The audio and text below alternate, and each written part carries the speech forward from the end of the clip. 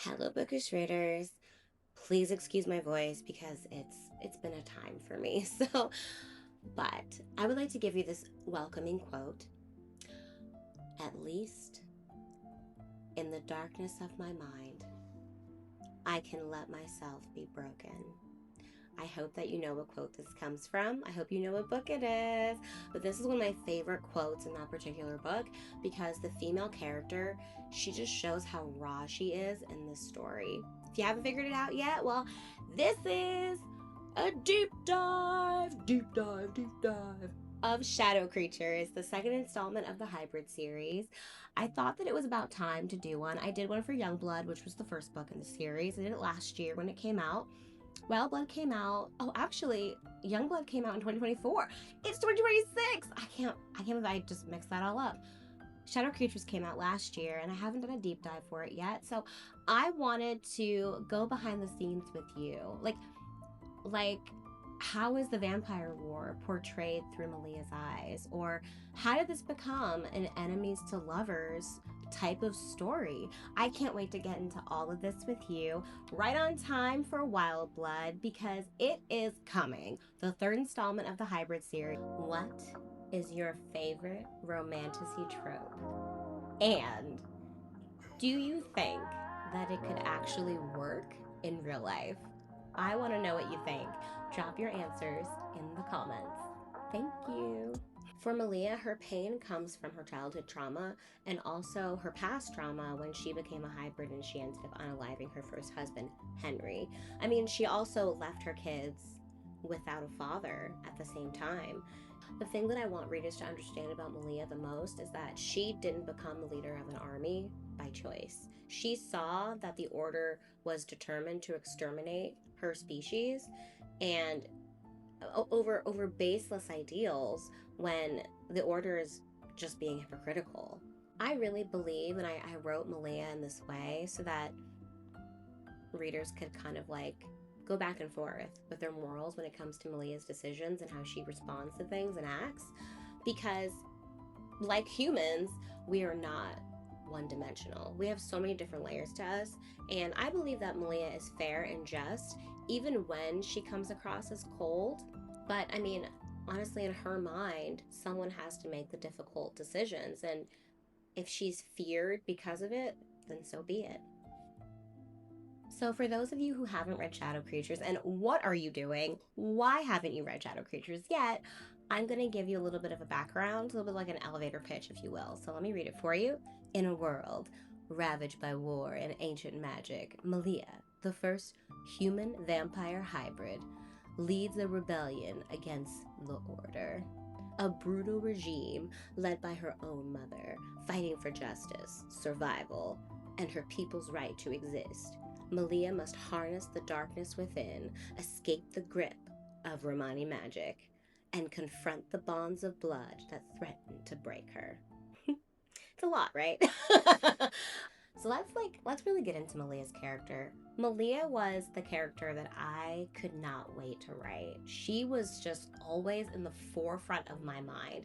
The battle scene that we see near the end with Philip and and his soldiers and everything, that was what I constantly kept seeing. And also the scene from the Crusades. I kept seeing it in my mind, but I was like, this is gonna be the best part of the series yet. So let me push it to the second book, because in all actuality, Youngblood had to be made. Youngblood needed to be the first book, and I'm not mad at it. I'm really glad that Youngblood is what it is, because it set the pace and it set the world up for Shadow Creatures to be as well received as it is.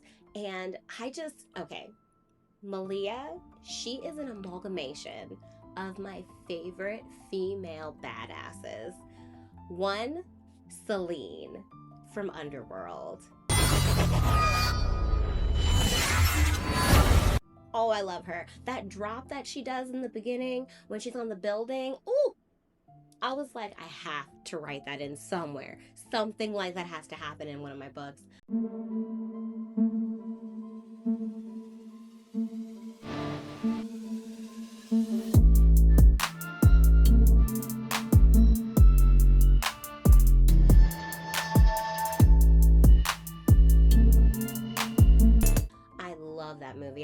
love Celine. She's such a great character. And there's actually a book based off of the movie. Beautiful. It's so good. I highly recommend it. I'll put it up here for you to see on the screen because I don't remember who the author's name is. Another, Buffy Summers. You had to know that I was going to say Buffy Summers. I love Previously on Buffy the Vampire Slayer. Buffy the Vampire Slayer. I think I binge it like every couple of years. I'm actually due to binge it. I don't think I did last year. I didn't have time, but I might do it this year. Actually, that's a lie. It comes on reruns on Amazon Prime. Like, they have like this new feature where you can watch TV. And I was watching it on there. And then I was like, let me watch my favorite episodes. I'd love to know if you're a Buffy Summers fan, and if you watched Buffy the Vampire Slayer, I would love to know what your favorite episode is. I have so many favorites. One of them is the episode where Buffy's in college and she's not really fitting in, but she meets these college guys and they're drinking beer at this bar, oh, what is it called? Like a dive bar type of thing. And the beer makes them all turn into to cavemen. Love that episode. Beer bad. I love it. I love the end when Xander asks Buffy, like, what did we learn from this? And she's like, fire good, fire beautiful, like fire pretty. And he's like, no, that's a good episode. Want beer, like beer, beer good. Oh, what's another really good one? I mean, obviously, the episode where she and Angel get together. That's a good one, you know. Angel. Love those Angel and Buffy scenes. Oh, the scene, the episode where there's a poltergeist in the high school and it keeps making like two people relive the deaths of these people who were in love. I love that episode. I watch it a lot, and every time I get to the part where it's Buffy and Angel playing those ghosts, oh my god, I get a little teary, I have to say. Another great feisty female character that I base Malia off of, Bianca Lawson, when she played, I think her name was Kendra Young. She was also a vampire slayer in Buffy the Vampire Slayer. They call me Kendra. I have no last name. Slayer, and I freaking loved her. And I love that there's a cult following for her because she didn't get enough time. And she didn't have to get killed off the show. She did it. I would petition that we have a spinoff for her. That's all I'm saying. So let's talk all things cover design. Shadow Creatures got a lot of great feedback on its cover design. And the front cover was designed by Beautiful Covers by Ivy. I found her on Etsy, and she is the one who designed Youngblood and the Wild Blood cover. The back cover was also Ivy, but the back cover for Shadow Creatures was Get Covers. So say what you will about them, I had them do the back cover and I really liked it. So how did Shadow Creatures become what it is on the cover? So I always wanted to stay true to Malia's heritage. Malia is Maltese. So I looked up what is a popular flower, what is like the flower of Malta, and Google said feverwort. So I was like, ooh, it's a purple flower. So I thought, let's stay true to that and let's do a variation of feverwort for the cover. And I liked the regality of the purples and a little bit of gold, and also obviously the blood that's in the middle of the flower. I thought that was beautiful, and I wanted to stay true to the fact that Malia is eloquent. You know, besides her being who she is in the book, she's also this eloquent creature. You know, she was a queen. So I was like, let's make this more regal looking. Let's also add in the jewels because it gives you an idea of royalty, because that's what Malia is to her core. She is the first hybrid, the first hybrid. She's also a queen. So I think she has every right to have jewels on her cover. Spoilers! So, oh my goodness. I even had tears in my eyes when I wrote it. There's actually two scenes. So let me say. One is when Philip dies on the battlefield. but it had to be done. It had to be done because Malia had to grow. She had to have this grief as an arc. And I wrote it differently because Malia is reliving this death for the second time. And I wanted her to have an epiphany, to have a deeper understanding of it. And one of her better understandings of it is that she doesn't deserve love. You know, she doesn't think that she's deserving of it because, like right here, the people who love her the most are the ones who end up dying because of her. I also wanted to write Philip as a love interest because he's human.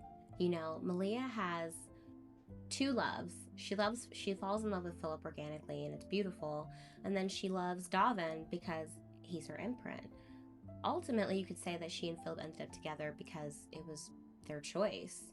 I mean, Malia always knew that she was going to end up with Philip in some way because of Chrysanthia's visions, but she didn't know what would happen in the in-between. And that's what Chrysanthia kept really close to her chest. And I love that I didn't let Malia know that because she organically fell in love with Philip, even if she wouldn't outwardly say it to him. But it's also with Philip, his death was different for her because Malia had been fighting this war for centuries. She has seen other hybrids fall. She hasn't seen a human fall who she loved. And I think that casualty really broke her. I think that's the part of her that she can't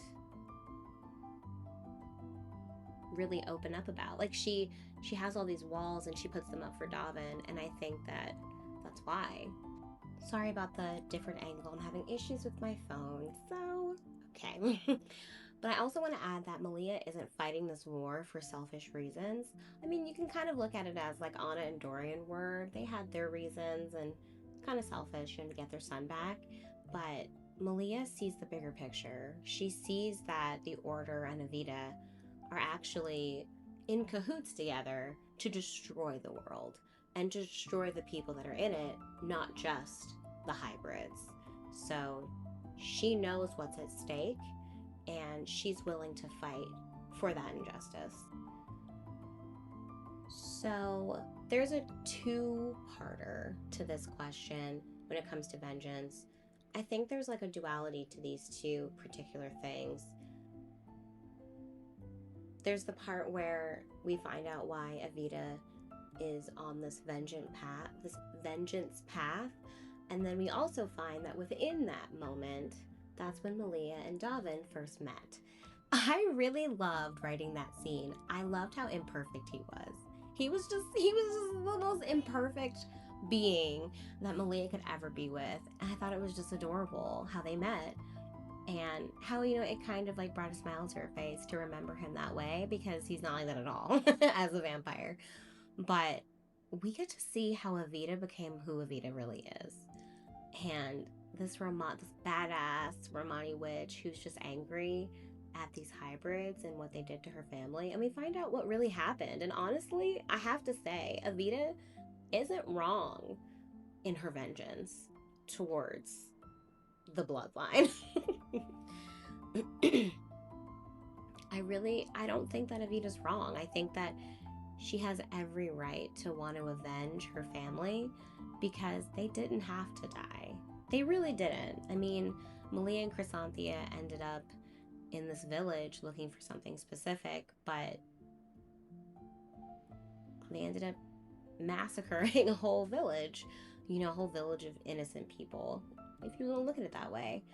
I love the war inside that Malia has, where she has said multiple times, I deserve the vengeance that Evita has for me, but not my family. I agree. I don't think that Evita should be going after the bloodline. I think she should just be going after Malia, honestly.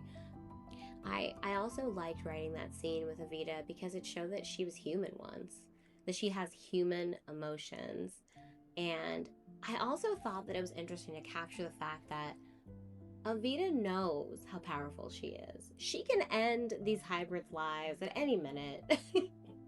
You know, but I mean, her true anger is with Malia, but she does mess with Anna by, you know, when she took Liam and all that stuff in Youngblood. But Evita is not gonna kill Anna. She would never kill Anna because Anna is her daughter. And as much as Anna has figured out, you know, the part that she plays in Evita's life and who she really is to Evita, I think that the core to Evita is that Anna's her only child, and she's not going to kill her. She's not going to get rid of her. She does hate the bloodline that she's born into, but Evita knows the end game. She knows she's not going to win. Evita knows that eventually she's going to die. And yes, she has tricks up her sleeve. She's not going to just let everybody slide, you know. But I just loved writing the different faces of Evita in Youngblood and in Shadow Creatures, because then you get to see more of her vulnerability. I have had people ask me if I'm going to write a prequel in Evita's point of view. I've had like literary agents ask me this too, because they find Evita to be so fascinating. I don't know. Maybe, I mean, this is a romance series, so maybe I could write it in how she and Aleko met.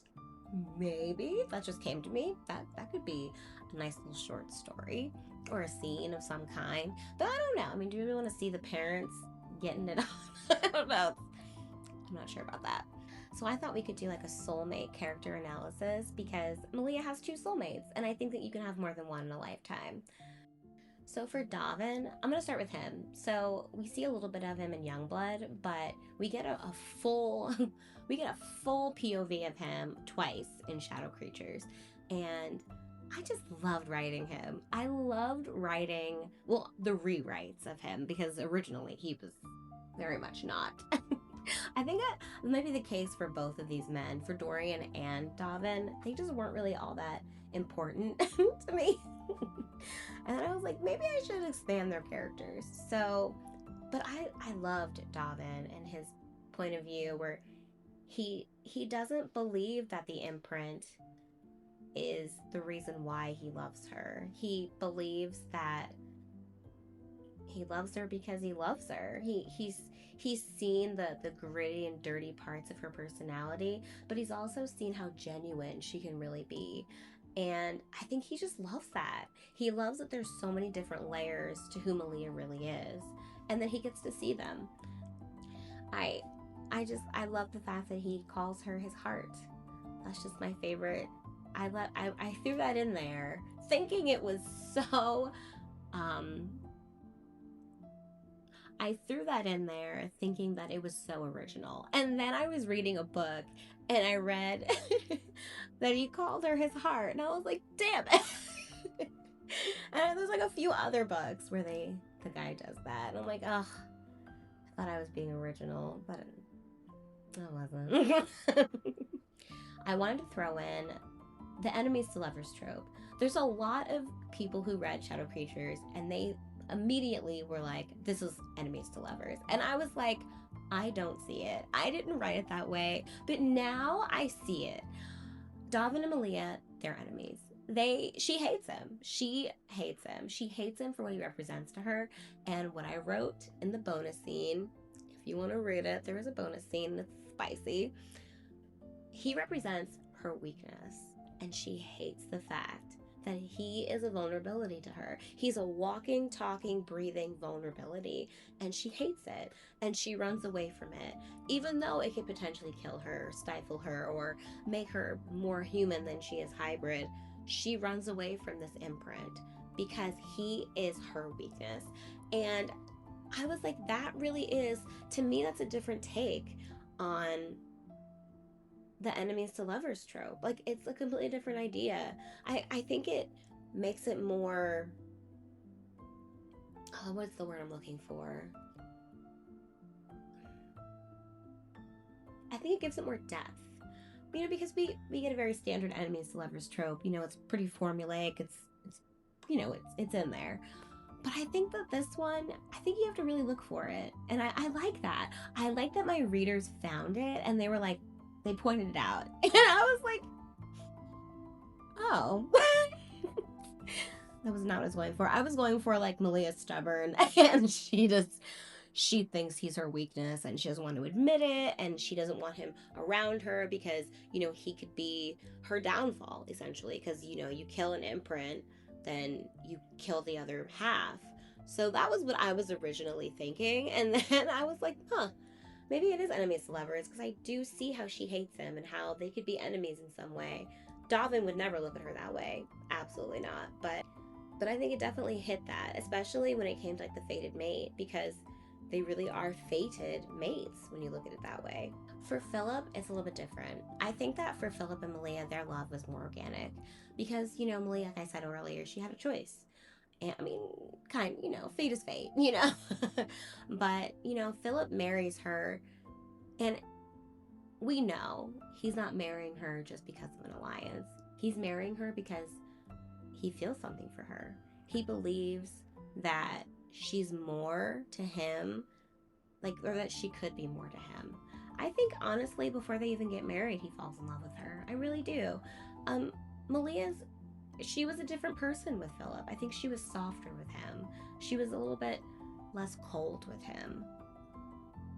You know, she was a little funny with him, you know? And fun and flirty. Like, I feel like she was a little bit more like how she is easygoing with Theo, with what she was with Philip. I think it was very much similar in that banter and personality that she gave to him, as opposed to with Davin, she really didn't like him.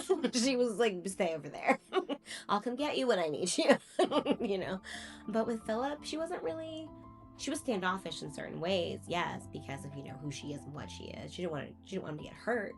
But I think also she really, you know, I don't say she was better with him, but she was more open with him. That's what I think. I think that Philip, he fears her, but he loves her strength, and he loves the leader that she is. Warrior woman. My Valkyrie. It's like he also sees her darkness and how she harbors it, but he just loves her for all of those things, like all the things that make her who she is. And it's so funny, you have two men who love her for who she really is. I think that's so beautiful. Who wrote this? So here's the reason why you should read Shadow Creatures. Overall, Shadow Creatures has gotten a 4-star rating on both Goodreads and Amazon. I think that's amazing, and I'm so proud of my book. I'm so proud. I'm sorry that I keep looking away from the camera. I'm so used to it being eye level, and it's not. So, sorry. It's also, readers have said that there's about 2 to 3 pepper spice for this book. I think it's a lot spicier than Youngblood. But, I mean, you be the judge. Look and see what my readers have said about Shadow Creatures. But I really hope that you give it a shot. I hope that you read Shadow Creatures. It would mean the world to me if you read Shadow Creatures and you left a review. If you haven't read Youngblood, we'll pick up where the whole series first started. Youngblood is the first installment of the Hybrid series, and it's in a different POV. It's an Anna's point of view, but it starts and builds the world. You get to see what, you know, the beginning of the story, basically, and then go into all the secrets that you'll find out through Malia's point of view.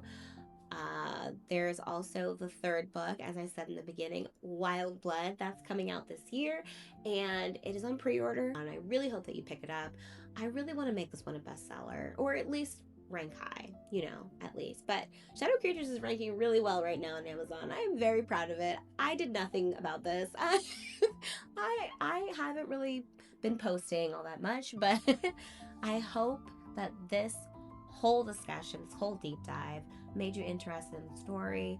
And again, let me know what your favorite romantasy trope is, and do you think that it could actually happen in real life? I'd like to know your answers in the comments. Also, I mean, stay tuned. I would say subscribe and stay tuned for more reviews on Bookish Bedroom Reviews, because there'll be some more spicy ones. But also, I have some giveaways. I did a giveaway back in January, or I want to say back in January, but I did a giveaway recently, and it was a $20 gift card from Amazon that I gave away. So you could be the next one to get a gift. So pay attention, subscribe, share, like. Thank you so much. I really appreciate all of you. Bye.